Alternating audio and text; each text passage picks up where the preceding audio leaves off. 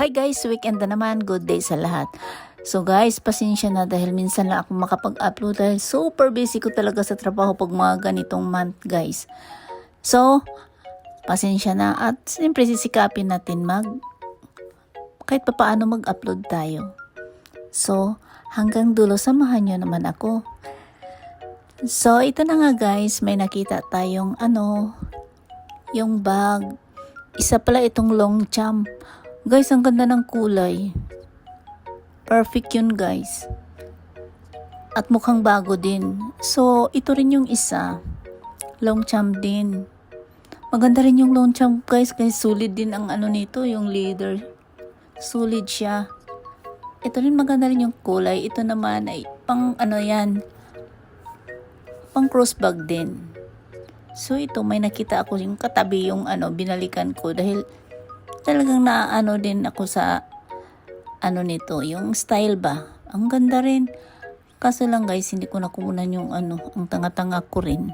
Hindi ko nakunan yung presyo. Mukhang bago pa naman. At saka long shoulder din siya. Perfect din to. Pero hindi to kamahalan siya guys. So, hanap pa tayo ng iba. Palakad-lakad na naman tayo. At may nakita ako dito. Ito, isa naman itong Gucci na slipper ba to? Sandals. Paano ito tatawagin guys? Yung parang bakya. So, ito guys.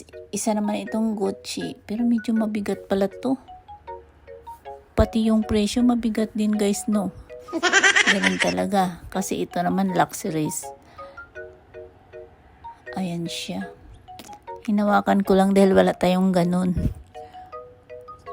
So, ito namang taas.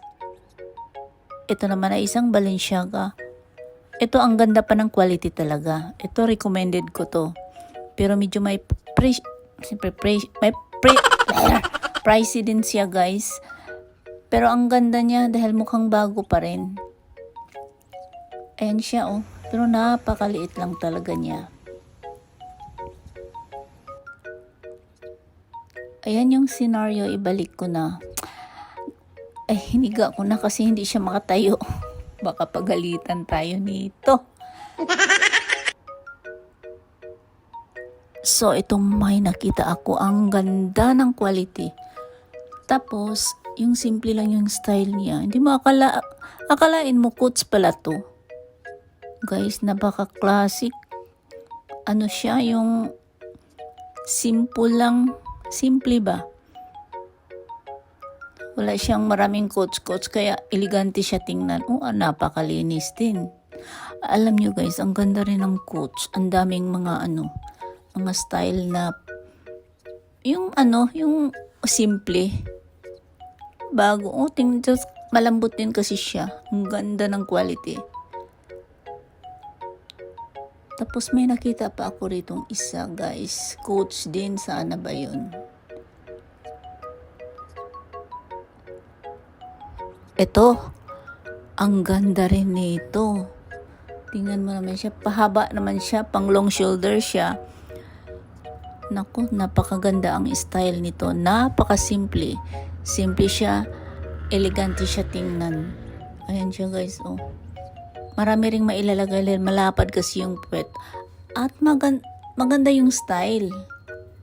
Kaya perfect din ito. Ayan siya. Diba ang ganda?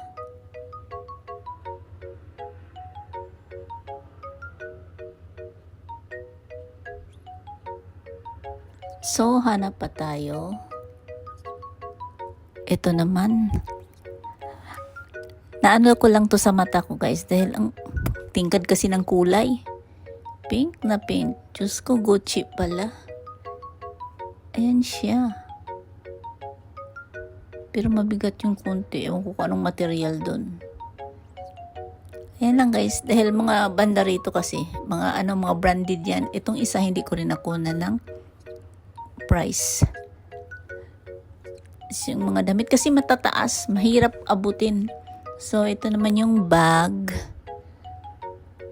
Isa rin itong Gucci. Pero ano ba yun? Yung luma ba? Yung mga vintage bag. Ito talaga ang maganda. Pag marami ka ng mga collection. Ito ang ganda rin to guys. Pag marami kang bags ha. Yung hindi ka na mag-iisip, basta lang pag gusto mo bilhin mo, ay naku guys, ang ganda rin nito. Ito yung uso ngayon eh. Pero medyo pricey din kasi. Pero hanggang tingin lang tayo. Ito yung Gucci. Ito yung Louis Vuitton na Demure guys. Yung parang speedy bang style. Ito yung, basta guys, ang ganda niyan. Walang gasgas din yung hawakan. Pati yung body niya, yung katawan talaga niya. Kasi ito luma na. Mukhang hindi nagagamit ng may-ari.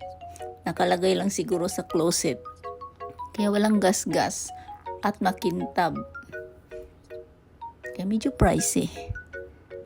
Pero okay na yan kasi mas mahal kasi rin yan eh.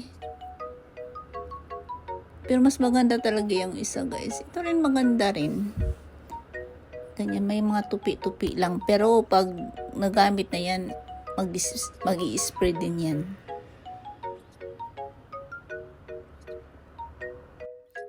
Ayan, medyo may mga pressure rin dito dahil magaganda pa kasi yung mga quality rin nila. Ito naman ay isang belt bag. Demure din siya. Ayan, maliit lang siya. Pero ang ganda rin, mukhang mga bago pa.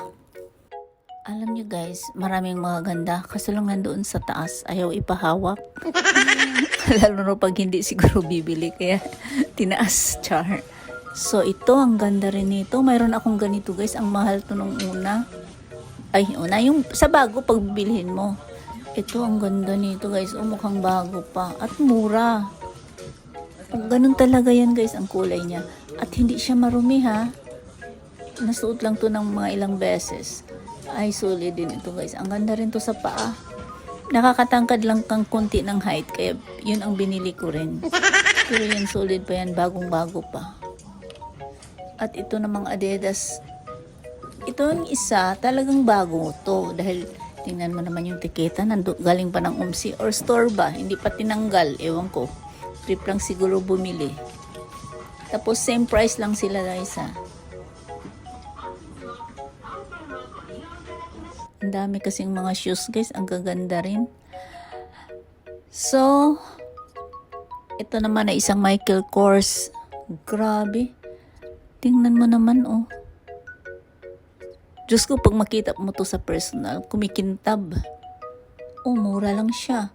At hindi pa siya nagagamit. Kasi may tiketa pa siya. At saka yung ano niya guys, yung hawakan niya talagang naka-plastic pa. Pero ang laki rin nito. Hindi naman siya leather. At ito lang parang, parang tela ba? Oh, ang ganda rin yan. Pero solid, bago kasi. Good quality siya guys. Yung mga lapad ng puwet, talagang halatang hindi siya nagagamit. Ayan, recommended yan guys. Recommended ko yan. Bilhin nyo. Ang ganda rin. So, dito tayo sa nakakahon. Dito naman, napakamahal dahil mga Chanel kasi ito. Hindi ko na kinuha yung mga presyo dahil against the light, ang hirap kukunin. Ayan naman. Imagine nyo na lang guys. Mahal kasi pag Chanel talaga. Kaya ayan. Against the light, hindi mo makikita. Kaya, binidyohan ko lang siya. Next time, kuha tayo ng pesto. Ang hirap kasi. Ayan, pero hindi na siya yung talaga mukhang may mga gasgas na rin konti. Pero binidyohan ko lang.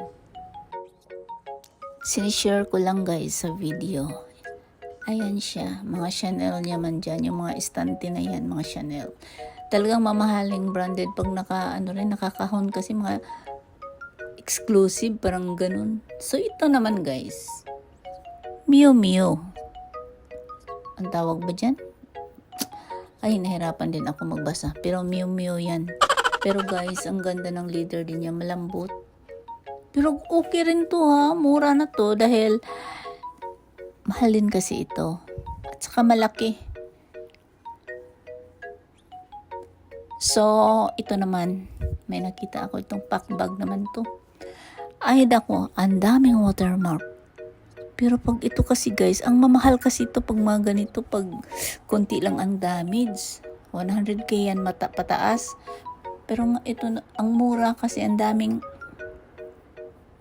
kasing watermark. Okay naman yung body, yung ano lang niya, yung leather talaga. Diyos ko, nagulat ako sa watermark. Hindi na to iningatan ng may-ari, kaya ganito ang resulta.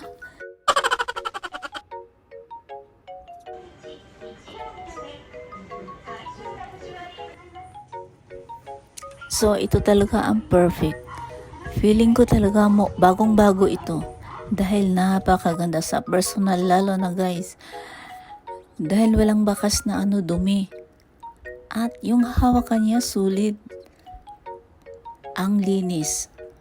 Solid leather din. Yung hawakan lang niya guys. Pero yung tela niya ang ganda. Tapos sa loob, mayroon pa siyang dust bag. At sa tingnan, puting-puti. Wala siyang bakas na dumi. Kaya feeling ko bago to. Ang ganda talaga to, oh. At saka mura na guys. Gucci to eh. Ay naku. Ang ganda pa ng style. Ang daming heart. Nakaka-in-love. Love it. Ito. Perfect din to. Lalo na pag mag-travel ka. Dahil madali lang hanapin ang mga gamit mo. Dahil ang laki ng bunganga ng bag na to. So, yan. Puro naman mga damit. So, see you on my next video. Bye! Thank you!